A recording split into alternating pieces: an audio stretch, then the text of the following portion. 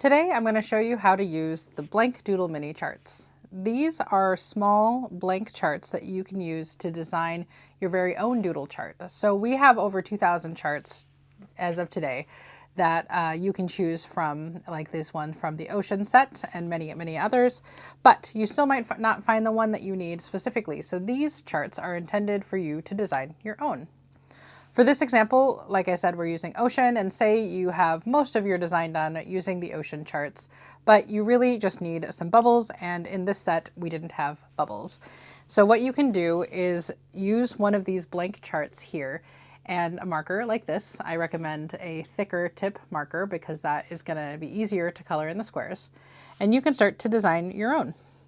And the way that you would do that is to just start sketching a pixelated version of the shape that you want. And so for a bubble, we might try to do a 3x3 sort of kind of circle shape.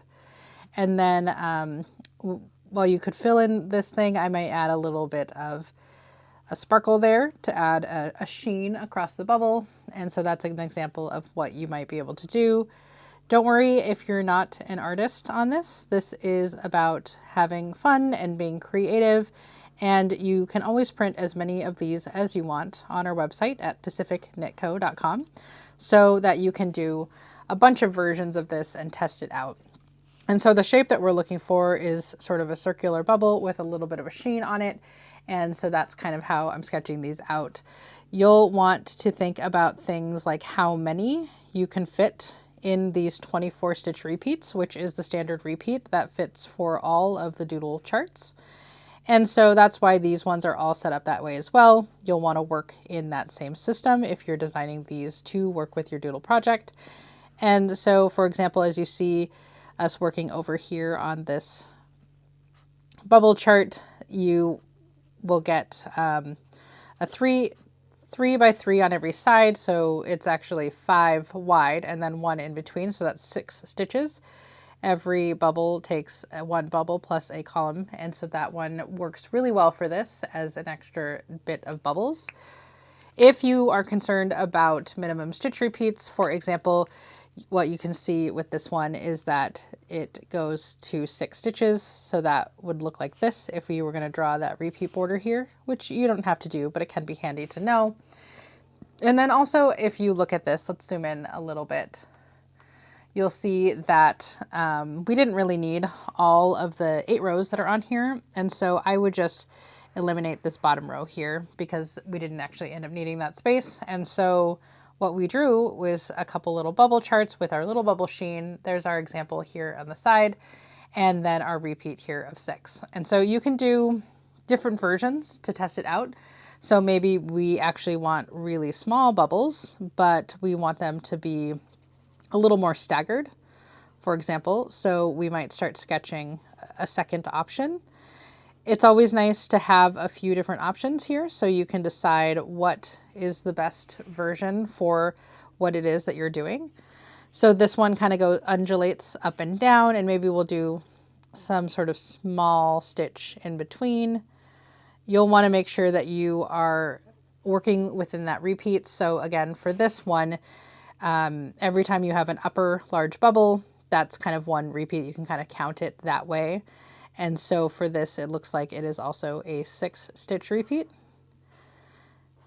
And so that's another version of what you could do to do something like a bubble, for example, for this ocean cowl.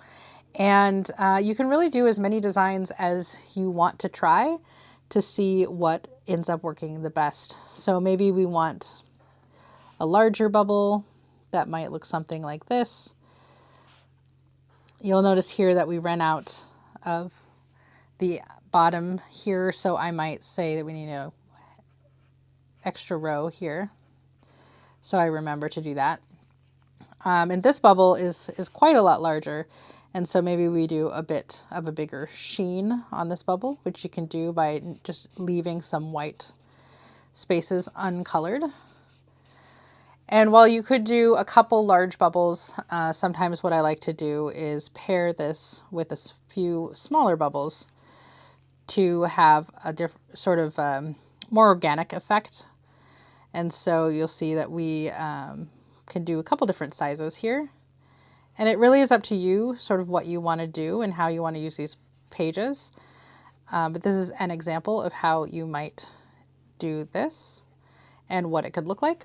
And so as you're drawing those bubbles as well, you can see that this example, there isn't a smaller repeat within here because there's one large bubble and we don't have a second large bubble that happens like we have 4 bubbles occurring here. And so this one does not have a smaller repeat. It would have to be all 24 stitches, for example. But you can see how you can use this sheet to draw a couple different ideas to try to figure out what really would work for your design. And then you can pair it with the ones that are in the set already. So maybe you want to pair that bubble with some shells or some seaweed, or my favorite, this octopus. And you can also use that on our blank doodle chart. So once you get your individual one colored out, you'll swap it for our other template, which looks like this. And this blank doodle chart is where you would actually assemble your final project. And you can either work these from this chart as it is, or you can cut them out and put them in your actual assembled chart, whichever way works easier for you. But that's a way that you can learn to design your own doodles and kind of fill in any gaps that you see with the projects to make them uniquely yours. You can find all of these resources as free downloads at pacificknitco.com, and I'll see you there. Thanks.